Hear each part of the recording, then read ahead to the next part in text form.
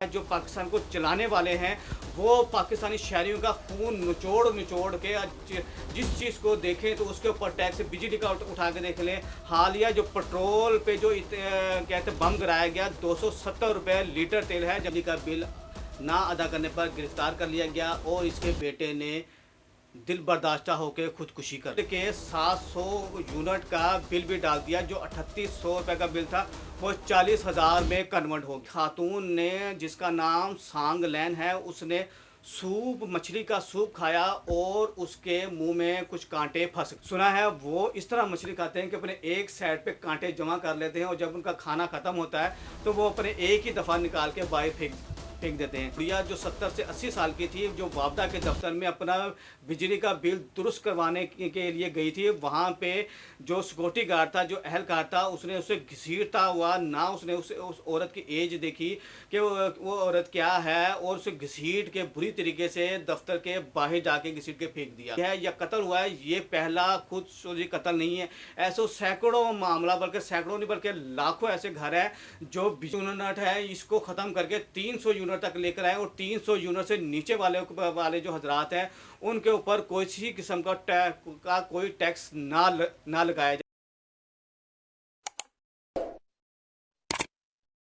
अस्सलाम नाज़रीन, मैं हूं आपका मेज़बान शाहिद खान और आप देख रहे हैं डीएसपी न्यूज़। नाज़रीन, आपके साथ दो नई अपडेट पेश करूंगा। एक तो गुजरांवाला के इलाके में बाप को बिजली का बिल ना अदा करने पर गिरफ्तार कर लिया गया और इसके बेटे ने दिल बर्दाश्ता होकर खुदकुशी कर ली।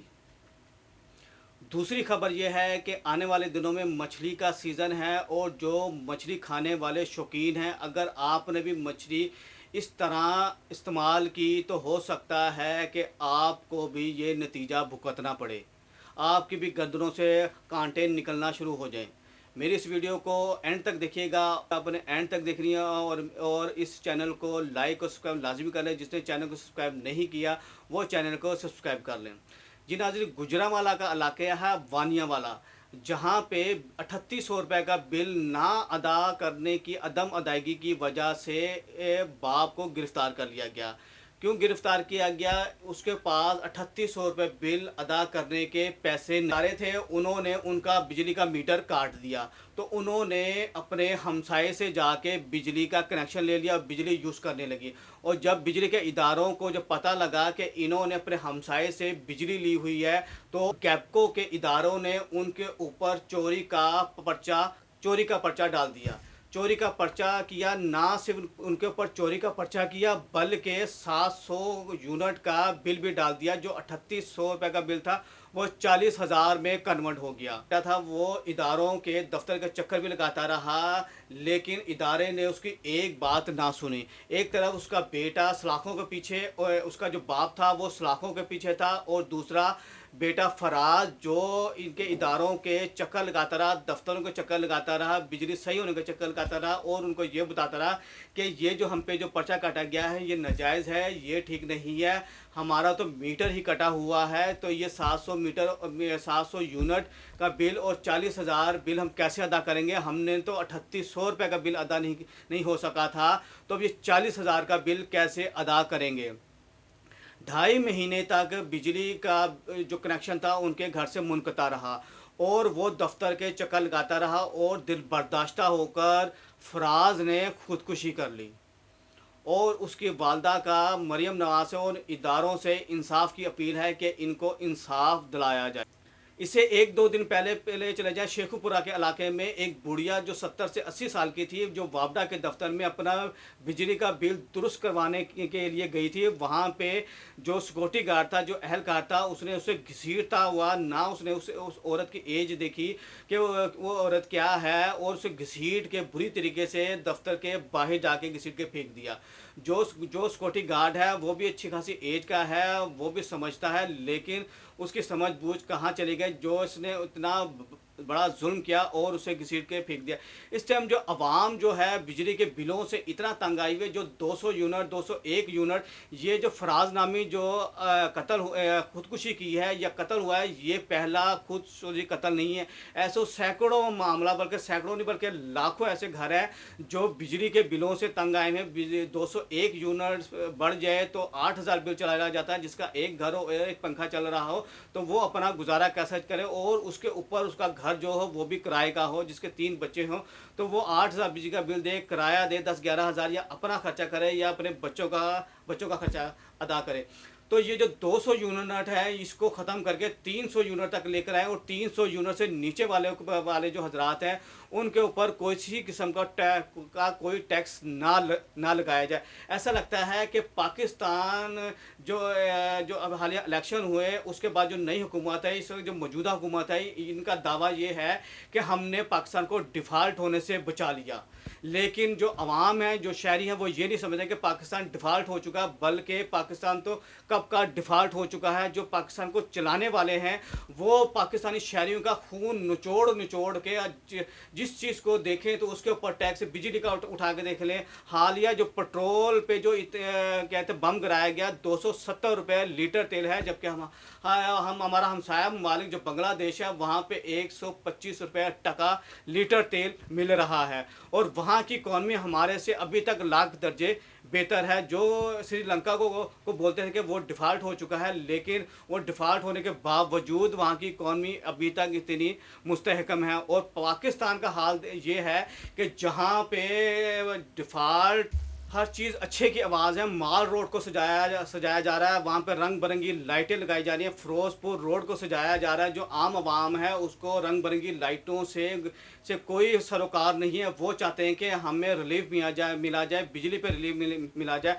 पेट्रोल पे रिलीफ पेट्रोल पे रिलीफ मिलना चाहिए। अगर अरे मरियम नवाज से भी अपील है कि जो बिजली के टैक्सों पे, जो बिजली के बिलों पे इतने बेजा टैक्स लगाए जाए हैं, इसको ख़त्म किया जाए, बल्कि 300 यूनिट तक वालों को कोई टैक्स ना दिया जाए, बल्कि उनको रिलीफ दिया जाए। जो 300 से ऊपर है, जो आला अशरफियाँ हैं, वो तो बिल पे कर सकते हैं। जो गरीब हैं उनका कारोबार, जो दिहाड़ीदार है, जिसको रोज़ दिहाड़ी मिलेगी तो वो अपना घर का खर्चा निकालेगा, तो वो जिसकी दिहाड़ी ही नहीं लगी 1,500 की या 1,500 रुपए की, तो वो घर का खर्चा किस तरह चलाएगा, बिजली का बिल कैसे अदा करेगा। जो एक पंखा चलाता है, 200 यूनिट एक मामूली से यूनिट है, जो एक महीने में एक पंखा, एक बल्ब या एक इस्त्री या पानी की मोटर चले तो उसके 200 यूनिट आ जाते हैं। हमारी मरियम नवाज से गुजारिश है कि इसके ऊपर थोड़ी नज़रसानी करें। माल रोड को सजा देने से, फ़िरोज़पुर रोड को सजा देने से आवाम को इस किस्म का रिलीफ नहीं चाहिए। इसमें थोड़ा सा रिलीफ दिया जाए कि बिजली के बिलों पर रिलीफ दिया जाए, पेट्रोल पर रिलीफ दिया जाए। और ये जो आए दिन जो अजीबोगरीब चीज़, क्योंकि पाकिस्तानी अवाम को ऐसा लगता है कि यह सिर्फ टैक्स देने के लिए ही आई है, क्योंकि जो चीज़ ले रहा है वो भी टैक्स दे रहा है, जो ले रहा है, परचेज़ कर रहा है वो भी टैक्स दे रहा है, जो बाहर चीज़ भेज रहा है वो भी टैक्स दे रहा है, हर चीज़ पे टैक्स। अगर इतने ही टैक्स लगाने, अगर आपने मगरबी ममालिक को फॉलो करके ही यहाँ पर टैक्स लगा रहे हैं, तो वहाँ पर पहले ये देखें कि अवाम को कितना रिलीफ दिया जा रहा है। क्या वहाँ की अवाम भी तंग है अपनी हुकूमत से? नहीं, वहाँ के अवाम, वहाँ की जो गवर्नमेंट होती है पहले अवाम को रिलीफ देती है, फिर उनके ऊपर टैक्स लगाया जाता है। अगर आप यूएई की मिसाल ले लें, वहाँ पे जो एक चीज़ है वो 10-10, 15-15 साल के बाद चीज़ बढ़ाई जाती है, लेकिन यहाँ पे जो हालात हैं वो हर 10 दिन बाद 15 दिन के बाद एक नया टैक्स लगा देते हैं। अवाम को रिलीफ दिया जाए, ताकि अवाम को रिलीफ मिलेगा तो आपकी हुकूमत रहेगी। अगर अवाम ही नहीं रहेगी तो आप किससे टैक्स वसूल करेंगे, किससे आप ये सारे मामला करेंगे? अगर अवाम टैक्स देते थे, क्योंकि इस साल जो जून में जो लोगों की जो खुदकुशियों की जो रेशो है वो तकरीबन कितनी ज़्यादा है। जो जून के महीने में कोई 17 खुदकुशियाँ हुई हैं, जिन्होंने बिजली के बिलों से और महंगाई से आके अपने बच्चों को कत्ल किया, या वो खुद उन्होंने जहरीली मेडिसिन खा ली या उनको खिला दी। इस तरह के हालात पैदा हुए हैं। हमारी गुजारिश है मरियम नवाज से, हुकूमत पंजाब से, और कहते हैं इस गवर्नमेंट से कि महंगाई पे कंट्रोल किया जाए, ताकि हर आम बंदा अपनी ज़िंदगी आसानी से गुजार सके। दूसरी खबर यह है कि थाई खातून ने, जिसका नाम सांग लैन है, उसने मछली का सूप खाया और उसके मुंह में कुछ कांटे फंस गए।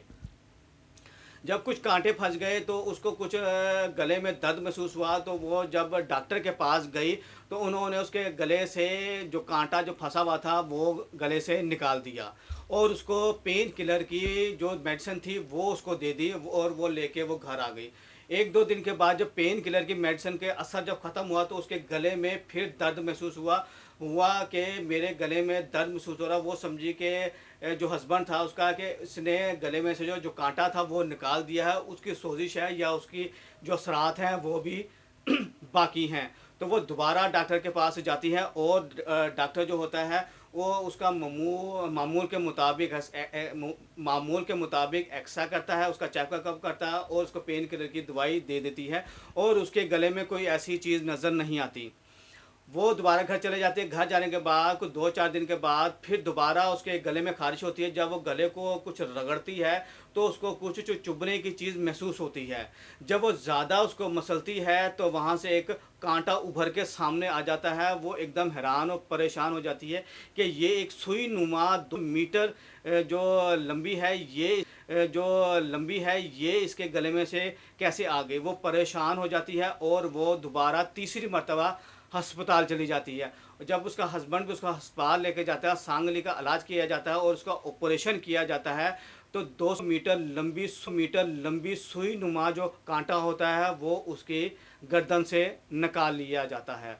जो मछली खाने वाले हजरात हैं उनसे भी गुजारिश है कि वो एहतियात से होके मछली खाया करें कि उसके अंदर कांटे हैं या नहीं। अगर हम दूसरी तरफ देखें, जो बांग्लादेश के जो रहने वाले हैं, सुना है वो इस तरह मछली खाते हैं कि अपने एक साइड पे कांटे जमा कर लेते हैं और जब उनका खाना ख़त्म होता है तो वो अपने एक ही दफ़ा निकाल के बाहर फेंक देते हैं। कुछ ऐसे इंसान भी हैं, वो भी उनके एक ट्रिक है, वो जिस तरह से मछली खाते हैं।